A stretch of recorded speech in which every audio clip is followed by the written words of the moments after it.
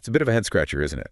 You have India and Pakistan, these two nuclear powers, long-standing rivals. Things ramp up, military activity spikes, and then they step back. Right. What actually stopped it turning into a full-blown crisis?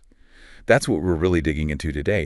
We've got some pretty compelling analysis here looking at the military realities, the pressure from the outside world, and even the economic side of things. All those pieces. So our goal for you listening is to try and understand not just what happened, but why, and, well, what it tells us about regional stability and maybe global security, too. Precisely. And what's particularly interesting, I think, is trying to untangle that interplay of factors, how all these different pressures sort of made de-escalation perhaps the only rational path. Yeah, the sources really give a fascinating look at that whole dynamic. They do. Okay, let's unpack this. Maybe start with the most obvious bit. The military equation itself. It's not quite as simple as just counting tanks or planes, is it? Sounds like neither side could really land a decisive blow. That's a really key insight from the analysis, yeah. It points to this fundamental military stalemate.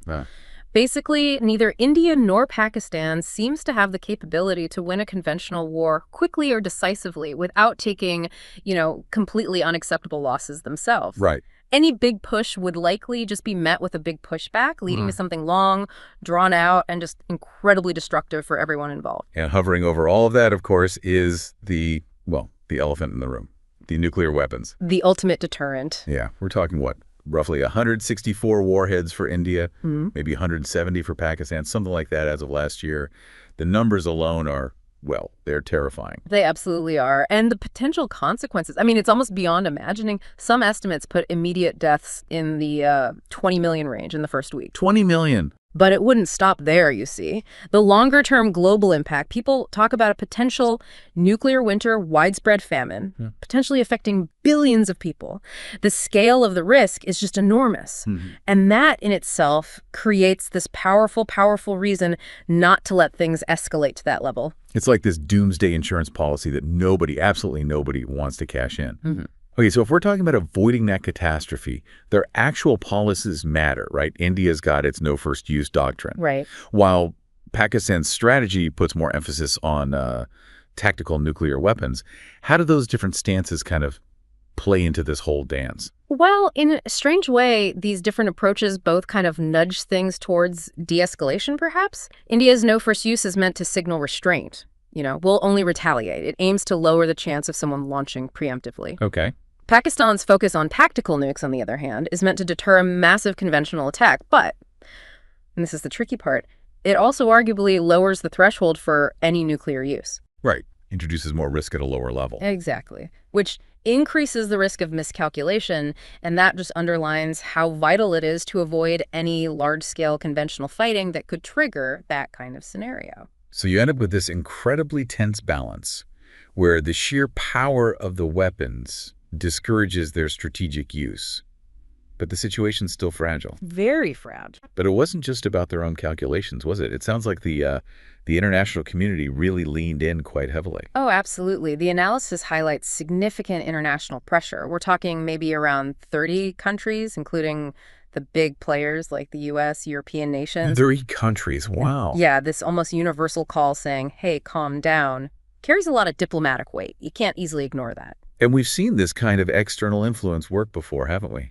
I'm thinking back to the Kargil crisis in '99, the U.S. pressure then. Yes, that's a really critical example. During Kargil, the U.S. was actively involved diplomatically, pushing Pakistan to withdraw, making it pretty clear that, continued escalation would have serious consequences. Right. And what's fascinating here is, it's how the interests of so many different global actors kind of lined up. Nobody wanted a major conflict in South Asia. The potential fallout, the ripple effects, they're just too big for global stability. And those ripple effects aren't just about security, are they? The economic side of things for the whole region and even globally must have been a huge worry. Indeed. You look at neighbors like Iran, Afghanistan, they have a massive economic stake in things staying stable. A conflict to completely disrupt trade, shipping, critical sea lanes in the Persian Gulf, the Indian Ocean, a full-blown war between India and Pakistan. The economic damage would spread far, far beyond their own borders. So what does this all mean for the bigger picture, for, global commerce? You mentioned key routes, Suez Canal, Strait of Hormuz. These are vital arteries, aren't they? Disrupt those and... Precisely.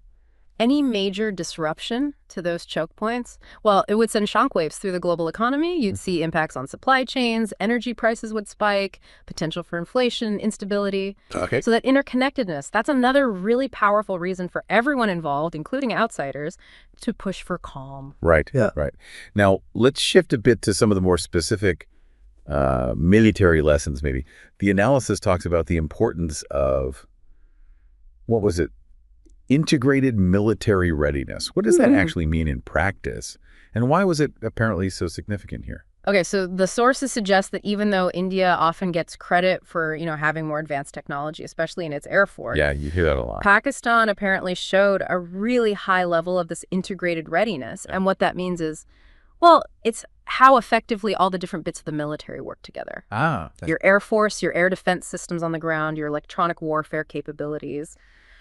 Are they all coordinated? Are they talking to each other seamlessly? And the reports, for instance, about Indian Rafale jets being downed, supposedly with Chinese-made missiles, that kind of underscores the point that just having the fancy hardware isn't the whole story.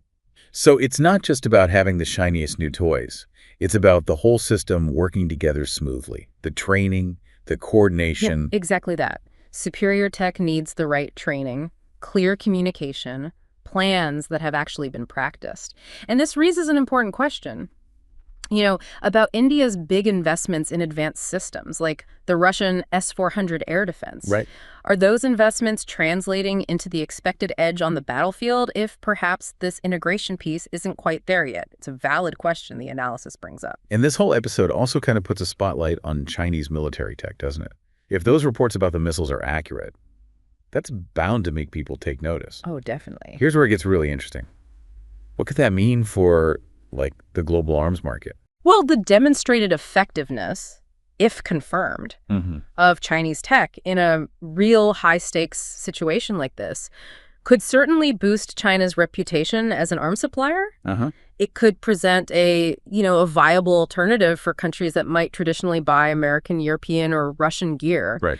And that could start to reshape some of the regional military balances as nations look at their options differently. Feels like we could be seeing maybe a subtle shift in the global arms influence game. Potentially, yes. But okay, even with this de-escalation and these lessons learned, the fundamental problems, the things that cause the tension between India and Pakistan, they haven't just vanished, have they? Not at all. No. The analysis is pretty clear on this. This calm is likely temporary, a reprieve. The core disagreements, especially the decades-old dispute over Kashmir, that's still there. It's unresolved. And it remains a massive source of potential instability. And it feels like international efforts in the past, well, they haven't really managed to tackle those root causes, have they? More like crisis management. That's a really crucial point. If we connect this to the bigger picture, what you see is this kind of cyclical pattern, right? Yeah. Tensions flare up, there's intervention or pressure, things calm down, but the fundamental issues aren't addressed.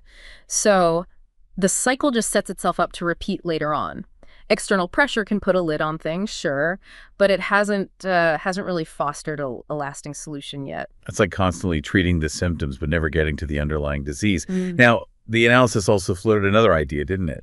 That maybe the de-escalation wasn't just about outside pressure. That's a valuable counterpoint, yeah. The suggestion is that, well, maybe both India and Pakistan also recognize their own limits. Okay. Limits in terms of resources, the ability to actually sustain a long, drawn-out, high-intensity conflict, quite apart from any external nudges, economic realities, the sheer logistical nightmare of a major war. Those are powerful constraints for both sides, too. Right. And it kind of brings us back full circle to some of those lingering questions, doesn't it? Like, how well is India actually using its big military budget? What explains Pakistan managing these tactical successes, apparently? And then there's the China factor. What does its growing military reputation mean for the balance with India and for the U.S. role in that whole equation? Exactly. These aren't simple questions. They've got really complex, far-reaching answers. The whole mix of military capability, economic factors, international politics. It creates this incredibly intricate strategic puzzle. So just to try and pull it together, this recent step back from the brink seems to be down to a powerful combination of things. Right. You've got the harsh reality of military stalemate, the terrifying nuclear risk, The ultimate backstop. then significant, pretty unified international pressure pushing them apart. Yeah, can't discount that. And also the huge economic damage a war would cause, not just for them, but for the whole region and beyond. A potent mix, as you said. And along the way, we've seen some important military points highlighted, especially this need for integrated readiness, not just fancy kit.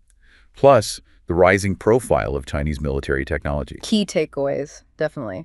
But the really crucial thing to grasp, it seems, is that unless those fundamental tensions get addressed somehow, this quiet period might be pretty fragile. Precisely. The core issues are still simmering. And without real progress on resolving them, the risk of another crisis down the line, well, it's very real. So that leaves us with a pretty big question, doesn't it? Thinking about these persistent tensions, the nuclear shadow always lurking. What are the actual long-term chances for real, lasting stability in this incredibly important part of the world? And maybe what role will the different global powers play? Will they help or hinder finding that stability? Something for all of us and you listening to keep thinking about. Thanks for taking this deep dive with us.